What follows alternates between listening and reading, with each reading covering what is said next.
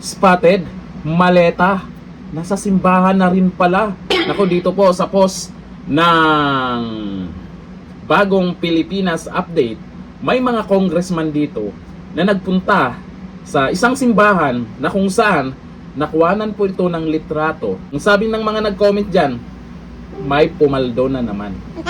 Ewan ko lang kung ito'y para saan itong maleta. Hindi naman natin alam kung ano po yung laman yan.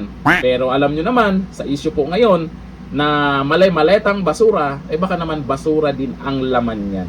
O dito sa post ng Bagong Pilipinas Update, ang sabi po niya dito sa kanyang post, maliit na maleta, spotted. Naku, sino ba yung mga congressman na to? Very generous talaga ito, si Pork Barrel King. Kaya tiba-tiba na naman, paldo, father. Naku po, o eto, tingnan nyo yung picture na yan. Na post po ni Bagong Pilipinas Update. Nakikita po natin dyan, may binilugan po siyang kulay pula. Yung mark niya kulay pula. At may maleta nga, maliit na maleta. Tapos sa ibang picture ay mukhang napunta na kapader yung maleta na yan. Oo, andun yung naka-aro, naka-pader na. Umalis na si congressman. Dating speaker pala yan. Oo. Umalis na pero yung maleta naiwan doon. O eto ang tanong. Ano kaya ang laman? Sa totoo lang, kung ano man ang laman yan, kung tulong man yan para sa simbahan, walang masama po dyan. Wala namang akong nakikitang masama sa picture na yan. Kung ano man ang laman yan, kung pera man yan, may masama ba doon kung magbigay tayo sa simbahan? Yun nga lang, sa issue po ngayon, lalo dito kay Pork Barrel King, nagiging masama na. Nagiging masama yung paglabas ng maleta. Kasi alam po natin, pag mayroon po tayong biyaya, kung pumaldo po tayo, kailangan natin mag-share. Di natin pwedeng kalimutan po yung simbahan. Para naman para magamit nila dyan sa pagpapaganda ng simbahan, may mga proyekto. Kasi sa simbahan Katoliko ay minsan nagano din po yan, may mga service po yan sila na kung saan ay ang pagkakalam ko minsan yung mga bata pinapakain, may mga tulong din pong ginagawa yan. O kung hindi politiko po ang nagbigay ng ganyan, hindi po talaga masama. Kahit pag gold yung ibigay nyo sa simbahan, hindi po masama. Para klaro walang masama po akong nakikita sa picture na yan.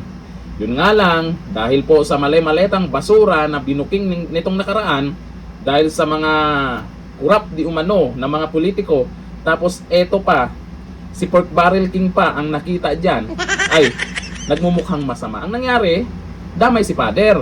Kasi napapansin nyo po, yung iba dyan, nakikialam na sa politika.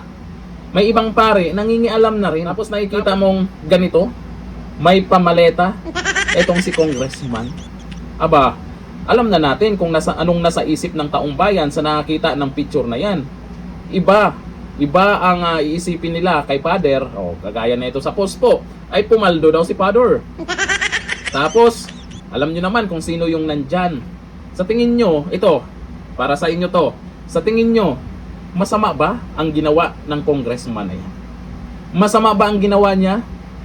Mapapasama ba si Father dyan? Yun po ay ating katanungan dahil natural lang naman sana yan. Yun nga lang, saan galing ang perang yan? Yun yung yun yung katanungan ko rin noon pa . Pagdating ba sa pagbibigay, lalo sa simbahan, okay lang ba kung galing sa masama yung pera? Mawawala ba yung kasalanan mo nun? Kasi ang pagkakaalam ko, siyempre, kung ano po yung kinita mo, may blessings na dumating sa'yo, ay mag-share ka sa simbahan. Yan po ang napakagandang gawain yan.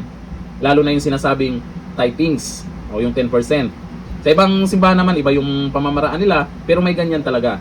Pero yung blessings na dumating sa'yo, ay ninakaw mo, at nagbigay ka sa simbahan, mapapatawad ka ba doon sa ginawa mong pagnanakaw dahil nagbigay ka sa simbahan? Yun lang naman ay ating mga katanungan kung saan nanggaling ang perang niya. Pero paalala, sa picture na yan, para sa akin, walang masama dyan.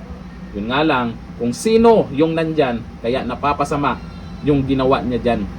Lalo si Father, nadadamay na dyan. O eto, magbasa tayo ng mga komento kung ano yung tingin nila dyan sa post ni Bagong Pilipinas Update.